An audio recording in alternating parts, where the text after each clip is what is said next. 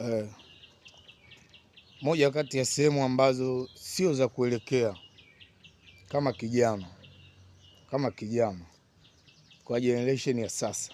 Dunia sasa hivi imekaa kimtego sana. Inabidi uwe mtu wa kutumia binocular kabla ya kufanya chochote. Moja kati ya sehemu ambayo imekaa kimtego na sio salama kama kijana kuwepo ni klabu wanangu. Klabu sio sehemu salama kabisa ya kuhudhuria, ya kuwepo kama kijana. Klabu imekaa kimtego sana. Nataka nikupigie mfano mmoja. Klabu ndio sehemu pekee ambayo huduma zote utashare na mashoga.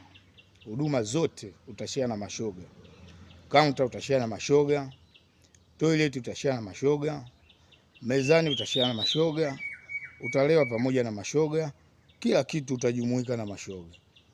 Mimi ni mtu ambaye nakutegulia mitego midogo midogo sana hapa duniani. Dunia imekaa kimtego sana. Klabu sio sehemu ya kwenda mwanangu. Kaa chonjo, epuka mitego mwanangu. Asanteni sana.